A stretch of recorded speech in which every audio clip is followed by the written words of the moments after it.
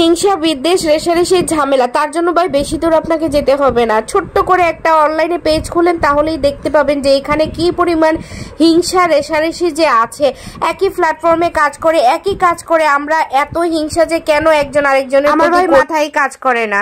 কারণ একজন ভালো করলে আমার ভালো লাগে, কারণ এই প্ল্যাটফর্মটা তো আসলে কম্পিটিশনের না, কারণ এটা সবার জন্য উন্মুক্ত।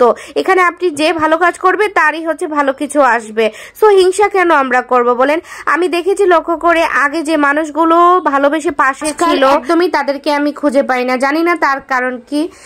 যাই হোক, অনেক দুঃখের কথা হয়েছে, এবার সুখের কথা বলি। আবার দুঃখের কথা বেশি বললে মানুষ মনে করে সারা বুঝি দুঃখের মধ্যেই থাকে, জামাই বুঝি শুধু দুঃখের মধ্যেই রাখে, ভালোবাসা দেয় না। এত দুঃখ আসলে দেখানো যাবে না, কারণ সবাই আবার এটা নেগেটিভ নেয়। তাই সুখের কিছু মুহূর্ত দেখাবো। এখানে হচ্ছে আমরা ভাইরাল জায়গায় গিয়েছি, সেটা হচ্ছে অনেকেই চিনেন, হাওয়া, ঢাকায় মিরপুর 12 নম্বরে এটা উপস্থিত। অনেকেই হচ্ছে গিয়েছেন, অনেকেই দেখেছেন। রোপটপ রেস্টুরেন্ট, এটার উপরেও বসা যায়, আবার হচ্ছে রোপটপেও বসা যায়। তো ওখান থেকে আমরা হচ্ছে খাওয়া দাওয়া করে আবার চলে আসলাম মাঠে হচ্ছে ছেলেকে দিয়ে আমরা একটু সময় কাটাচ্ছি। এই যে এখানে মাঠটা খুব সুন্দর লাগে রাতের বেলা।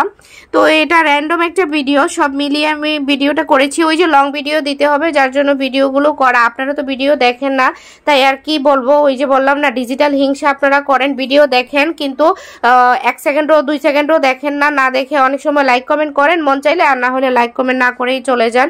এটার কারণটা কি আসলে আমার জানা নাই, কারণ আপনাদের সময়ের অভাব, আমার নিজেরও সময়ের অনেক অভাব, যার জন্যই হয়তো বা ভিডিও দেখেন না। আমাকে হয়তো বা আপনাদের পছন্দ না, পছন্দ হইলে অবশ্যই ভিডিও দেখতেন। সুন্দর একটা কারণ হচ্ছে, যারা লং ভিডিও বানায় তারা জানে যে একটা লং ভিডিও বানাতে ভয়েস দিতে কত বেশি হেজিটেট লাগে, কতটা কষ্ট লাগে। এটা শুধুমাত্র যারা লং ভিডিওতে ভয়েস দেয় তারাই বলতে পারবে, কারণ আমরা ছোট ছোট রিলস গুলো দেই, ওইটা কয়েক সেকেন্ডের, তো অতটুকু ভয়েস দিতে কোনো সমস্যা হয় না। কিন্তু এখানে লং ভিডিও দিতে গেলে কত কথা সাজিয়ে গুজিয়ে বলতে হয়, কতবার কত কিছু কাটতে হয়। এটা আসলে যারা করে তারাই আসলে বুঝতো। তো হঠাৎ দাঁড়ানো ছিলাম মাঠে, পানির শব্দ পড়ছিল, ওইটা শুনে আবার ইয়াসা খুব বেশি এক্সাইটেড হয়ে গিয়েছিল যে এটা কি পড়ছে। ও বৃষ্টি খুব বেশি পছন্দ করে, তাই পানির শব্দ পেয়েও বারবার বৃষ্টি বৃষ্টি বলতেছিল।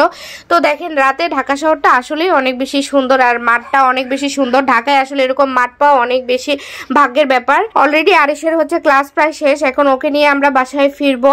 তো আজকের মতো অনেক কথা বলে ফেললাম, কেউ কিছু মনে করবেন না। আসলে অনেক সময় দুঃখ লাগে যে কেউ ভিডিও দেখে না, ভিডিও দেখে কমেন্ট করে না। তো এই যে মাঝখানে একটা কথা বলি, এই যে মাঠ থেকে কি সুন্দর মেট্রোটা দেখা যায়, এবং রাতের বেলায় মেট্রোটা দেখতে কিন্তু খুবই সুন্দর, এবং মেট্রোর ভিতর চড়তেও কিন্তু খুবই খুবই মজা। যারা হচ্ছে এখনো চড়েন নাই তাদেরকে বলবো যে অবশ্যই বাংলাদেশের এই মেট্রো লাইনটাতে অবশ্যই চড়বেন, কারণ মেট্রোতে কিন্তু খুব বেশি ভালো লাগে। আর এদিকে আরিশ কি কি স্টেপ শিখেছিল ওইটা আমাদের দেখাচ্ছে। তো আজকের মতো এখানেই রাখছি, সবাই ভালো থাকবেন, সুস্থ থাকবেন, আল্লাহ হাফেজ, শুভরাত্রি সবাইকে।